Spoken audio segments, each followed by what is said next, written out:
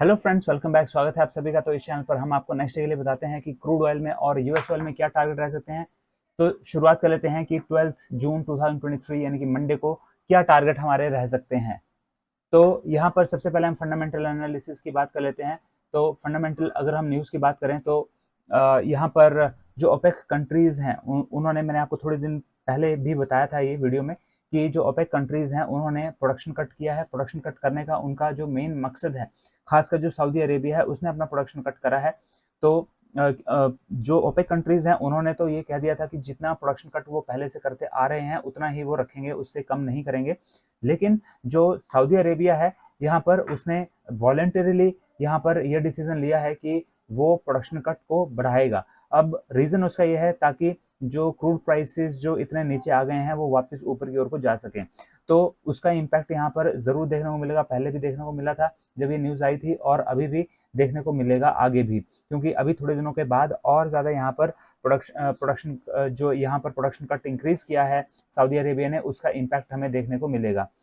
और साथ ही मैंने आपको जो पिछली वीडियो थी थर्सडे को, मैंने आपको बताया था कि यूनाइटेड स्टेट्स और ईरान के बीच में एक डील हुई है, न्यूक्लियर डील हुई है, जिससे कि जो कैप एक लगाई थी यूनाइटेड स्टेट्स ने क्रूड ऑयल के ऊपर, ईरान के ऊपर, वो हटा सकता है, और उसकी वजह से यहाँ पर सप्लाई और बढ़ सकती है, जिससे कि क्रूड ऑयल के प्राइसेस जो हैं वो नीचे भी गिरे थे इस न्यूज़ के आने की वजह से।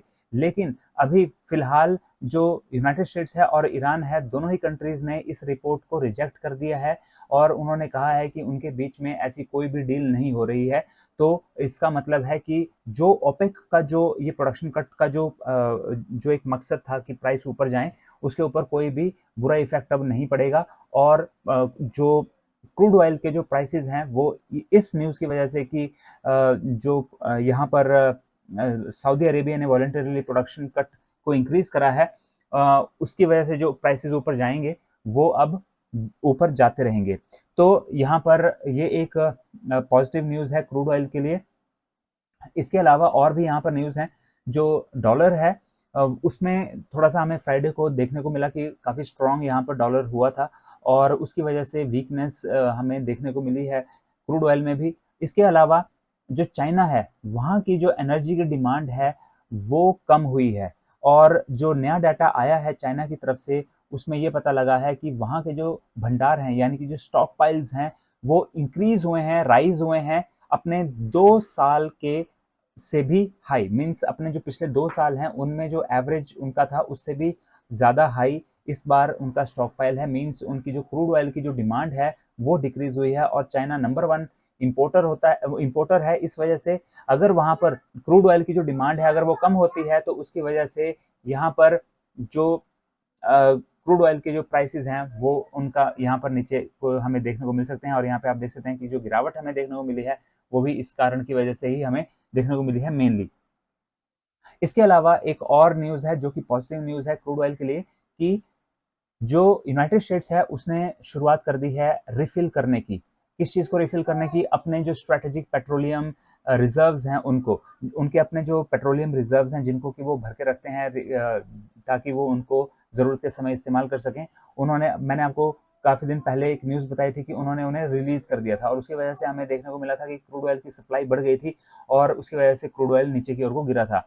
लेकिन अब उन्होंने वापस उन्हें रिफ़िल करने का डिसीजन लिया है, और वो डिसीजन एक पॉजिटिव डिसीजन है, जिससे कि सप्लाई घटेगी और डिमांड यहाँ पर बढ़ेगी, क्योंकि उन्हें वो रिफ़िल करने हैं।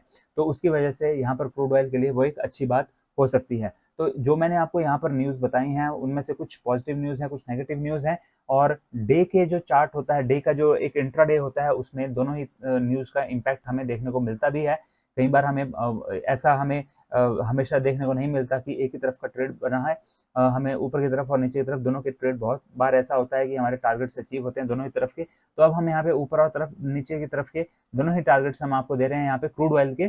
तो यहाँ पर मैंने आपको ये एरिया बनाया था, और इस एरिया को ये ब्रेक नहीं कर पाया यहाँ पर। हालांकि इसने ब्रेक करने की कोशिश करी, लेकिन उसके जस्ट नेक्स्ट कैंडल ही रेड कैंडल बनी यहाँ पर। उसके बाद भी यहाँ पर ब्रेक करने की कोशिश की है, लेकिन यहाँ पर ये ब्रेक नहीं कर पाया और इसके नीचे ही गिरा है। अब हम यहाँ पे बात कर लेते हैं कि हमारे क्या टारगेट यहाँ पे रह सकते हैं।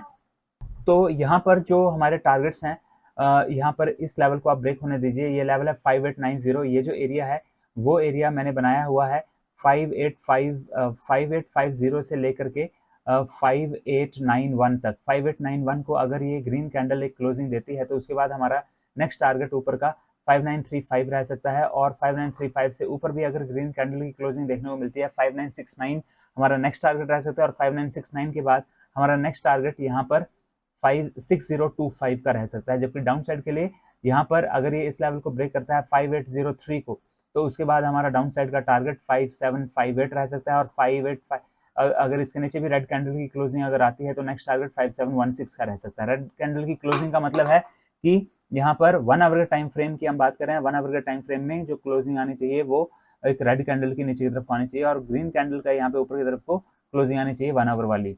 अब हम यहाँ पे बात कर लेते हैं कि यूएस ऑयल में हमारे क्या टारगेट रह सकते हैं। तो यूएस ऑयल के लिए आपके पास एक्सनेस का अकाउंट होना जरूरी है। अगर आपने एक्सनेस पर अकाउंट अभी भी ओपन नहीं करा है तो लिंक आपको इस वीडियो के डिस्क्रिप्शन बॉक्स में दिया हुआ है, वहाँ पे जाइए और लिंक पे क्लिक कीजिए और अपना एक्सनेस पर फॉरेक्स ट्रेडिंग अकाउंट ओपन कर लीजिए। मैं पर्सनली भी इसे यूज करता हूँ और मैं आपको भी रेकमेंड करता हूँ, क्योंकि अगर आप क्रूड ऑयल में यूं ही ट्रेड लेते हैं तो आपको एक हैवी मार्जिन रखने की जरूरत पड़ती है, लेकिन अगर आप एक्सनेस पर अपना फॉरेक्स ट्रेडिंग अकाउंट में अगर आप यूएस ऑयल में ट्रेड लेते हैं तो उसमें आपको कोई हैवी मार्जिन रखने की जरूरत नहीं पड़ती। $3.50 से आप जो है 0.01 का एक लॉट परचेज कर सकते हैं और आप ट्रेडिंग की शुरुआत कर सकते हैं और प्रॉफिट अर्न करना शुरू कर सकते हैं। मैंने वीडियोस बनाई हैं कि आप कैसे मनी ऐड कर सकते हैं, कैसे मनी विड्रॉ कर सकते हैं एक्सनेस से, और कैसे आप एक्सनेस पर अकाउंट भी ओपन कर सकते हैं। तो आप उन वीडियोस को देख सकते हैं। ऊपर आई बटन में आपको यहाँ पर वीडियोस वो मिल जाएंगी, और साथ ही आपको वीडियो के एंड में भी, इस वीडियो के एंड में आपको उन वीडियो के लिंक भी मिल जाएंगे।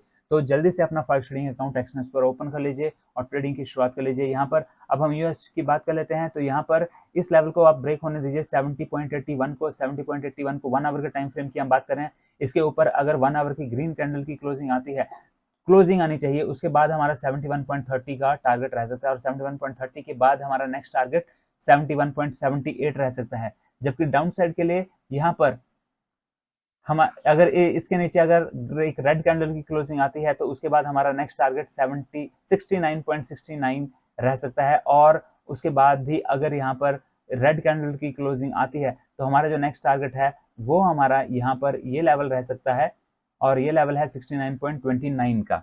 तो ये था एनालिसिस क्रूड ऑयल और यूएस ऑयल में। आई होप आपको ये वीडियोस पसंद आ रही हैं। अगर पसंद आ रही हैं तो वीडियो को जरूर लाइक कीजिए, और चैनल को अभी भी सब्सक्राइब नहीं किया तो जल्दी से चैनल को भी सब्सक्राइब कर लीजिए, ताकि आपको डेली हम ये वीडियोस लेके आते रहें और आप अपडेट होते रहें क्रूड ऑयल से रिलेटेड लेटेस्ट न्यूज़ के बारे में। और साथ ही क्रूड ऑयल ही नहीं, यहाँ इस चैनल पर आपको फॉरेक्स से रिलेटेड और साथ ही निफ्टी, बैंक निफ्टी और डेली इंट्राडे स्टॉक्स के बारे में भी हम बताते हैं। तो आप उन वीडियोस को भी जरूर देखिए। और ये वीडियोस आपको सिर्फ एजुकेशन पर्पस के लिए बनाई जा रही हैं। हम सभी रजिस्टर्ड फाइनेंशियल एडवाइजर्स नहीं हैं, तो ट्रेड लेने से पहले अपने फाइनेंशियल एडवाइजर से आप जरूर सलाह लीजिए। मिलते हैं अगले वीडियो में। Till then have a nice day, good bye.